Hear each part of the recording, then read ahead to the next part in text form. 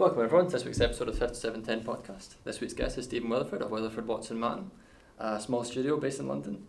They gained acclaim in 2013 when their Astley Castle project won the Stirling Prize, and this year they were nominated again for the Neville Holt Opera. Thank you for joining us, Stephen. The first question I'd like to ask is, what's the experience like of starting a practice with your peers from university? That must have been fun, interesting, I don't know. Unintended. We had no idea when we were at university that we'd ever set up a practice together, and it grew out of it actually grew out of a series of walks. Really? We used to, on the premise that you could easily live in London for 10 years and not know the city. So very early, once a week, William Mann and I used to meet up, head to one of 4 places in London and do a walk. There was no project imagined at that stage. It wasn't for any It was almost specific a hobby almost. Purpose other than to just look at the city. It felt like the city was changing a lot at that time. We were around about 1997, so new Labour had just come in, and we just sort of walked and looked and talked to a few people, had breakfast, and then went into our respective places of employment. And out of those conversations sort of grew a kind of the motivation to, in a way, take those walks into a sort of, and the ideas from them into a practice. And did you feel yourselves as Londoners? Are you all from London? You know, or is it more interest in the city as a whole? And none of us are from London, and I don't know whether that's really significant or not. I think we were just interested in the city we were all working in, and it could have been a different city, and we have looked a lot at other cities, but I guess there was a sort of sense that architecture grows out of the city, and all our work's about that, really. Even the sort of more rural ones like the Astley Castle, do you think there's a connection to the city in that as well? Oh, Astley Castle's all about the city. Is it? Yeah. Could You'll see later. Don't want to tease for that. And were you all peers in university, or were you all friends, or was it something you just kind of met professionally again? Or Chris and I shared a house together, and in the very last year, William, who'd been at Harvard for his 4th year, came back, and William and I were in the same teaching studio in our final year, so we met through that. We didn't know each other, we'd never met before that. So, and sort of probably in London, then Chris and William were working in the same office. I see. And I kind of re-met William a little bit through Chris. The practice is, I would say, a deep interest in history and what's come before, and I care about it. What do you think the sort of social impact is of replenishing history, such as the Astley Castle and the Neville Holt Opera, where you're giving these older buildings new life? Do you think there's a social issue with it more than just a heritage contribution? I think the heritage contribution is it's not as interesting as the what it seems to make possible socially. It's important to think about whatever you're dealing with, what kind of values it embodies, and a lot of older buildings or bits of city have got a lot of shared collective values, and if you can work with those or existing institutions and their buildings and rethink them, then the sort of materiality of those buildings and the change you make to them seems to have a very kind of profound impact on the new thing. So it's like the continuity of these things seems to somehow... a memories thing almost, you know, people remember it when they were younger and it being different. And there's certainly some of that, without a doubt. It's a very human, ageing and change is a very human thing. We kind of all end up living that, watching it, experiencing it directly. And so it's a kind of, it almost gives you a sort of both a bodily and a sort of psychological connection to buildings. And those sort of collective values, even when things change, attitudes change, they still seem to kind of be important to us. That's interesting. And then you talked about the sort of the key ideas of these whole things, and in the Neville Holt opera there's a lot of little choices, but they're trying to all based on big ideas. Do you think that's important to set out from the start? Is that something you do, or is it something you gain as the design is going along? You know, the sort of key binders of the whole thing. I think With that one, it was, you know, connection to the outside and things like that. Neville Holt's a very, very simple idea. It's how to kind of make a stone room. It's a sort of it's just like a little song to the earth. It really was all about not kind of undermining that quality. Was that something that was clear from the start? Really clear. Yeah, is it you go there and you go. That's the sort of that was very clear. It had an existing use. There was a temporary opera theatre in there. It had a principal client that wanted to continue to do that in a different way, with a more permanent home. So there were actually a lot of things in place. Yeah. The site, how it was organised, the use, all of those things were known. It was more a way of just reimagining that. Not everything's like that. The detail is not something we usually start with. I'd say we're a practice that generally, one of the things I think we've become skilled at is that combination of strategy and detail. Some people are very strategic and make very strategic projects, but you don't necessarily want to rub your hand on them. No, perhaps that. Other people kind of work in a kind of corner beautifully and make something extremely beautiful. But that doesn't work for the kind of reimagination of institutions or bits of city. And I think if you can bring the two things, the strategy and the detail together, then that sort of each amplifies the other. Because sometimes it must be difficult working at the two different scales of, you know, that's the whole challenge of architecture, isn't it? Trying to look at things from afar and up close to the same. Does that help when you've got collaborators? Well, I don't know. Definitely. I mean, I think it's unusual to find both those skills in one person. So working together, which we do on everything, is we're able to compensate for each other's weaknesses. And we evolve and learn as we go. But I think it's definitely the case. It's a very collaborative practice anyway, and with all the kind of consultants and things. So we wouldn't normally start with detail, but we will find it, and or it will find us, and then it seems to sort of, it's quite often the bit some people focus on. Because it's sort of, the rest of it, quite often if the strategy really grows out of the building, then quite often a lot of people don't really notice. Is it because it seems quite obvious sometimes? Is that when you're strategy? No, it's really not obvious.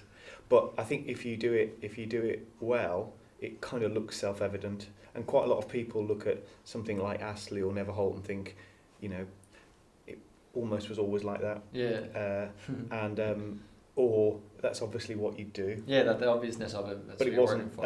It wasn't obvious to us, and we didn't start. Definitely with Astley, we didn't start with what we ended up with. No. It evolved enormously throughout the project, and it took us. It's the same things you do every day in the studio here, making models, looking at them, photographing them, putting them on the wall, having a look again, drawing over them, redoing them. It was kind of a really iterative process of testing, retesting and testing again. And so actually it ends up being, it's quite visually determined in the end. It's not a kind of abstract process. You're not applying an abstract idea to something. No, it's not something out of thin air. So then the relationships, because they're developed in that way, they feel quite natural. They're sort of, they sit well with the eye or with the body. The dimensions and the sort of rhythms sort of reinforce each other, and therefore I think it sometimes it feels kind of a little bit obvious. But it's not. It takes quite a lot of time and energy to get to something like that. We do sometimes look at, especially projects you see online, and these are winning these prizes. You think, oh well, that's how it is, and maybe that's the idea of these lectures, is to kind of take away that illusion a little bit and see the steps for it. Especially in university, you see younger students in first and second year, they're trying to just come up with the idea rather than come up with the process. Well, I think that's quite a hard thing to break. I always think that's that is a very interesting point. I'm not sure who teaches that. Where do ideas come from? I think that would be a great module in any design environment. And it comes back to that. issue about history. I mean, history for us, looking backwards at why something ended up like it did, and trying to understand that both physically and socially, is enables us to then think that thing forward.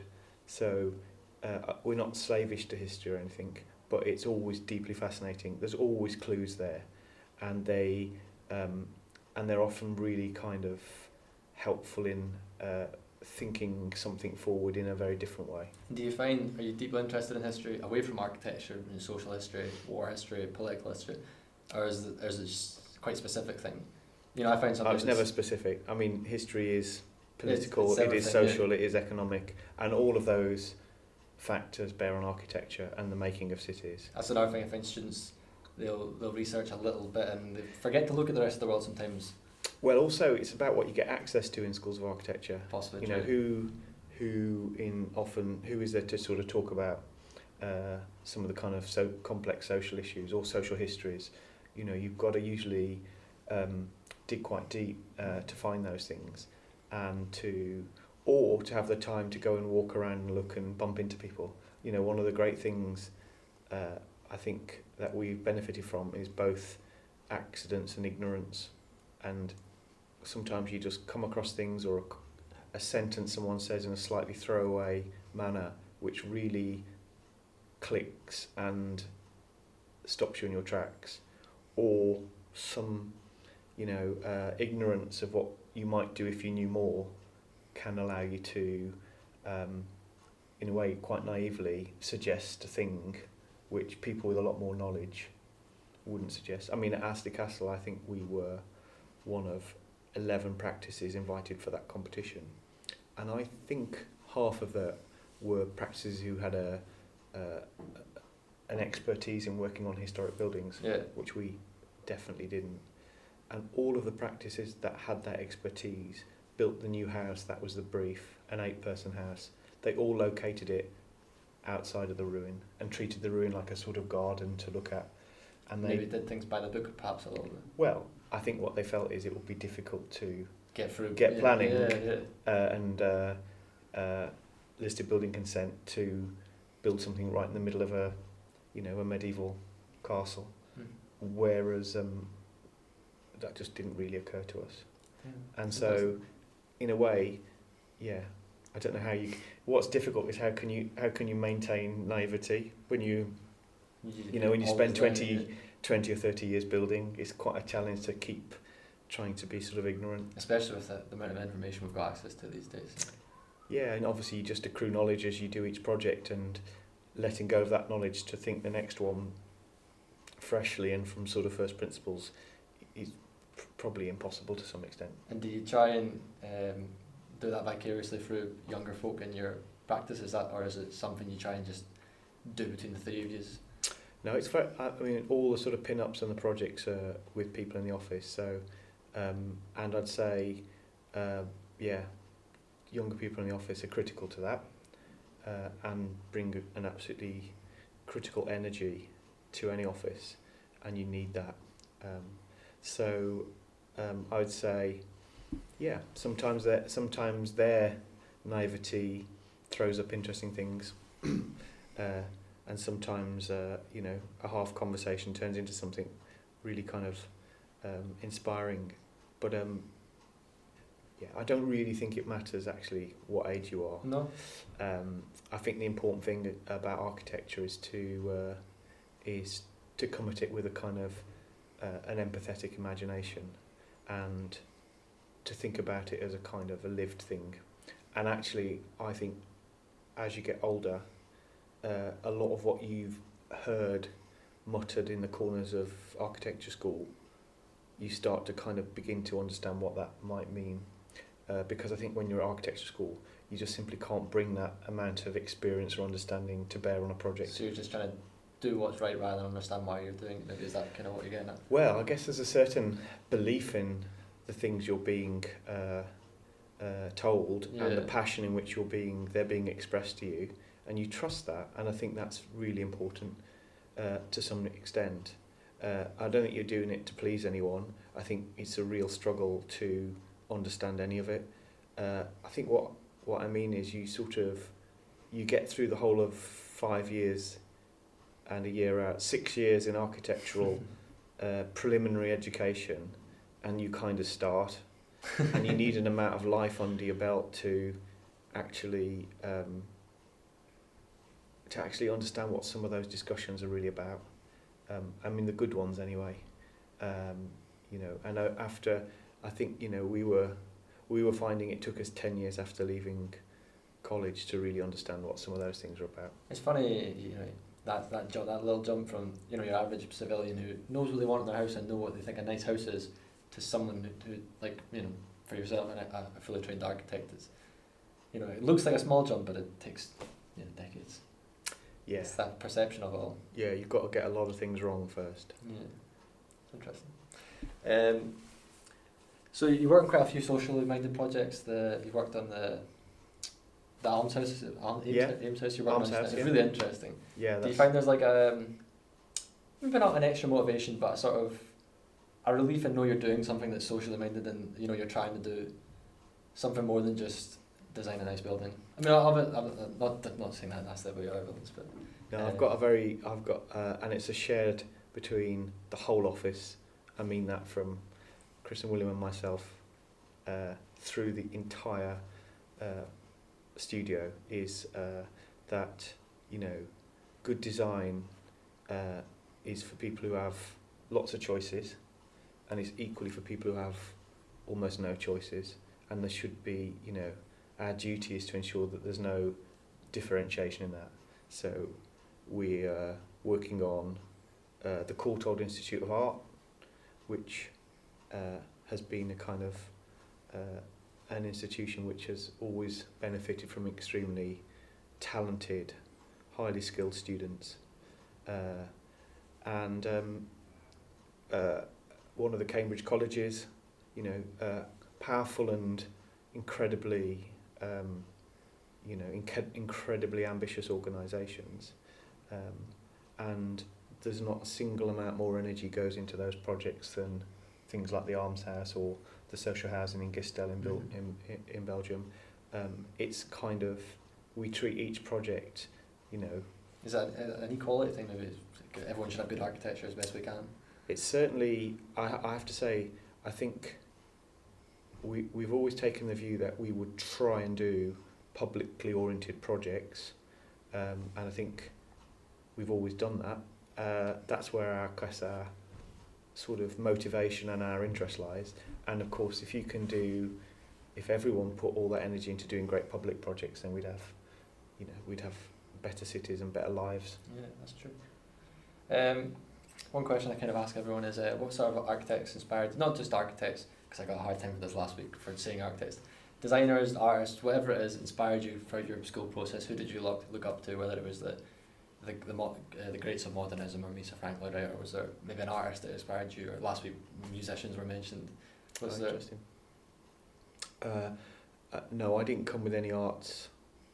I didn't come with any arts background or from a place where arts was part of the conversation. And I started my studies off down at Plymouth Polytechnic, and it was a kind of, Adrian Gale was the professor. He'd just returned to England from Chicago, where he'd been working with Mies for a number of years, and AD, in a way, he set up quite a modernist school. And interestingly, of course, that was all about how the idea for the whole is encapsulated in the detail. It was one of the kind of mantras of the school, and it had a kind of staff of tutors to deliver that thinking. So I think it was more growing up with that kind of modernist canon for me, which actually now I find, you know, not as interesting. The lack a bit of humanity perhaps at times. I think it's just, you look at projects which make you sort of feel differently, and those tend to be, you know, not always those architects. Could you give an example just for the... Well, I just got back a couple of weekends ago. I got back from Stockholm, so I'd seen the Leverance Church. Oh wow! And also at the Woodland Cemetery, both the Aspland and Leverance buildings. and I thought they were incredibly powerful. Yeah. Very bodily, incredibly beautifully made, and this beautiful sort of judgments between weight, light, and kind of in a way, I suppose, and mood. I thought they were really stunning things. Yeah. So I'd seen another Leverance church near Malmo, but I found that work very, very. That's not something I'd come across at college at all. It wasn't something we were sort of directed towards at all.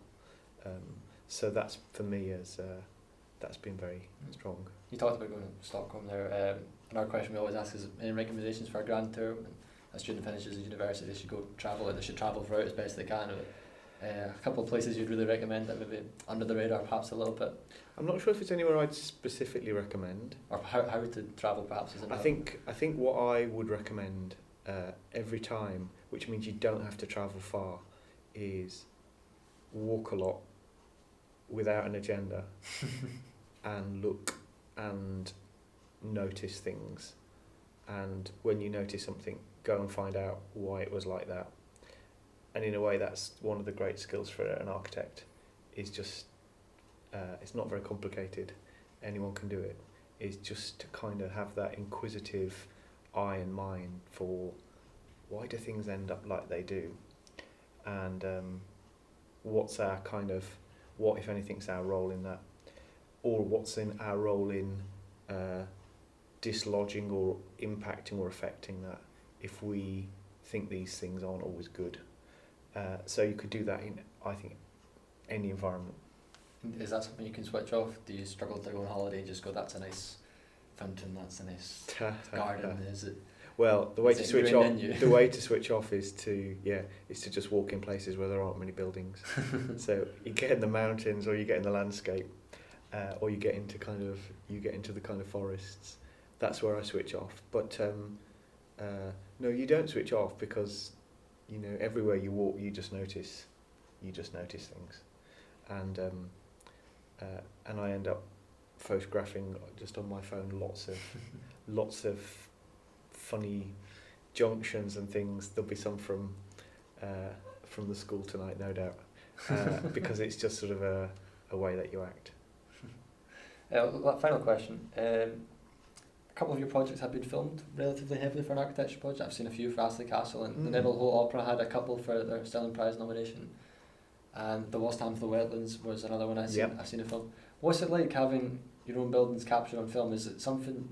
Is it a process you're interested in being involved in, or do you see them the same way they see them, or does it kind of gets away from that? What is an architectural image to a building?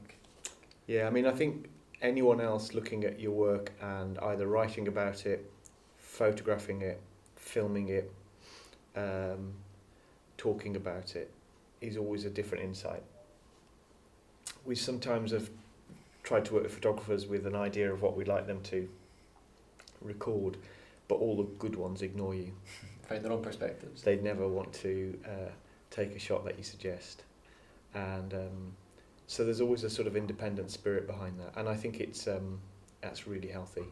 The filming bit compared to other media, I think the only issue with filming is sometimes it's less spontaneous, and it's a bit, particularly for some of those short films, there's a kind of some repeat work on it. I find that personally, I find that really difficult. So I imagine that the Ames House one where you interviewed the musician and such things, that must have been... That's interesting. So what we would often do is we keep away. So the way that came about, that's a really interesting example.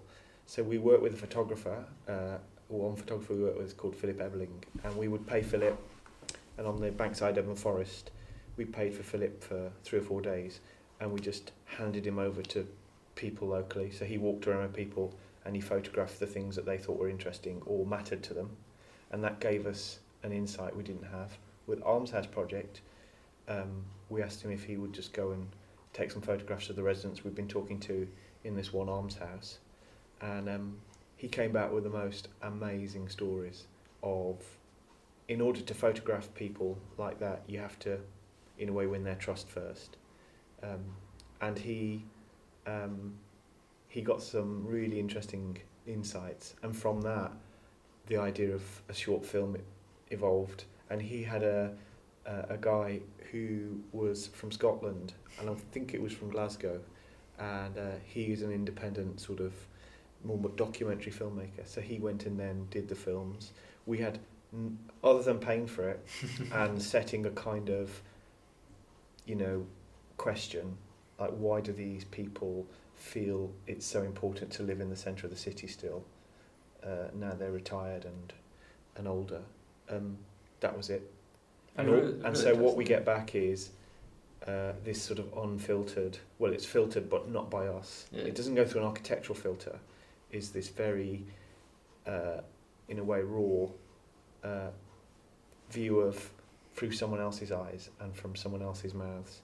And I think maybe that's another way of maintaining naivety, is you're not relying on your own insights and your own thoughts all the time.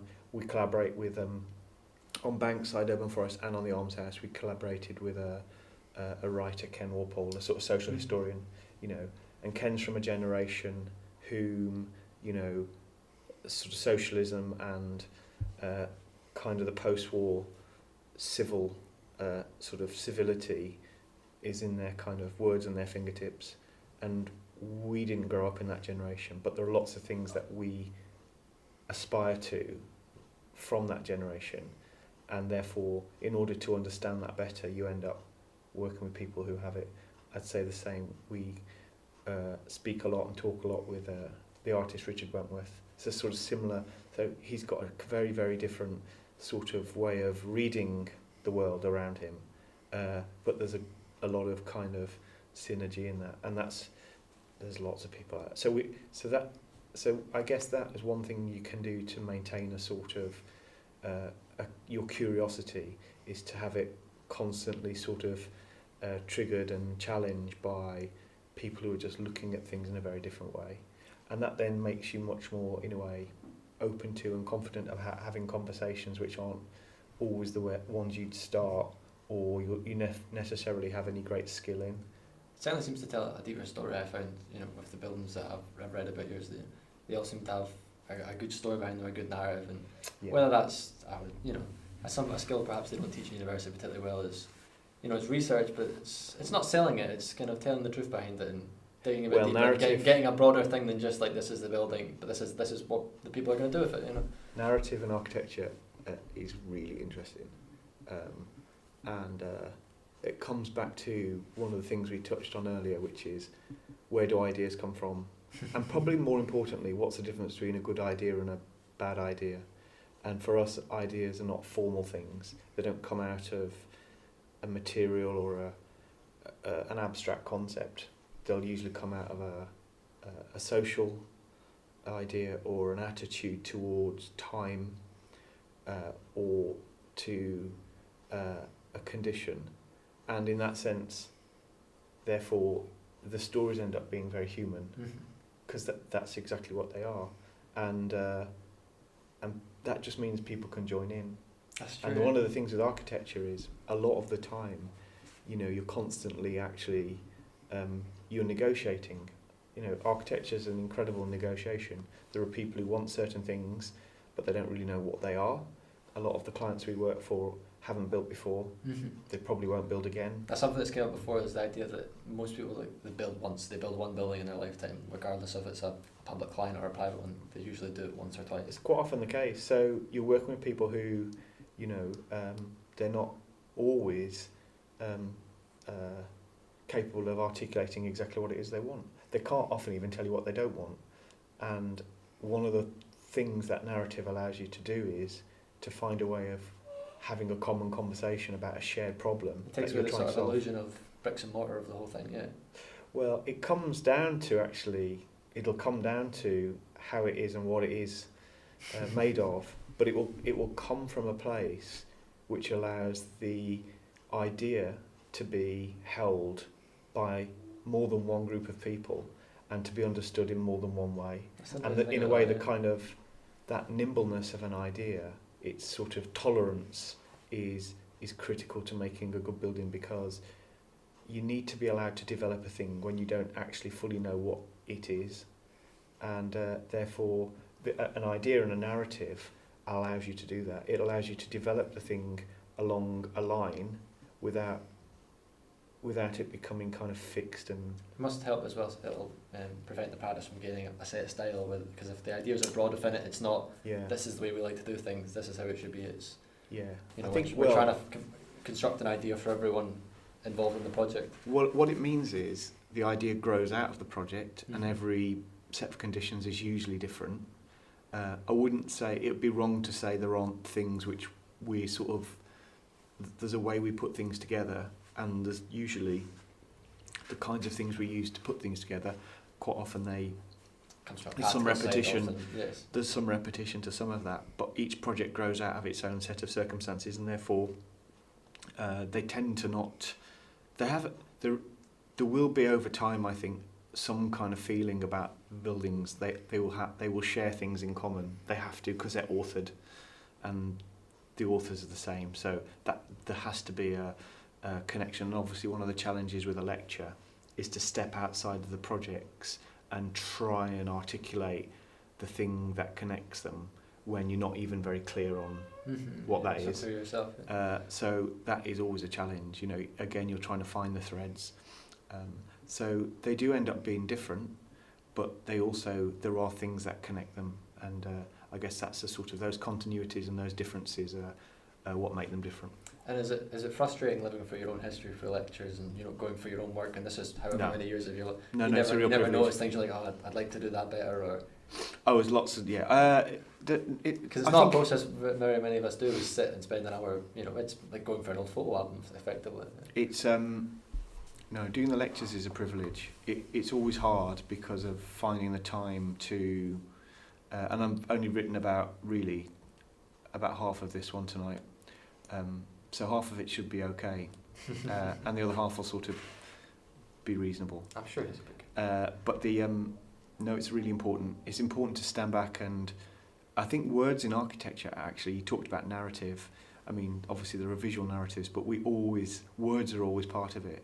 And I think finding the words to communicate what it is you're feeling, or nervous about, or anxious about, is a really important part of architecture. I know there's a huge emphasis on the visual, which is critical too, but words are very important. Okay, I think that's us. Thank you very much. Great, thank you. Thank you, Stephen, for joining us this week. Our next guest will be Graham Robertson of Planned Delivery, so make sure you tune in for that. Thank you.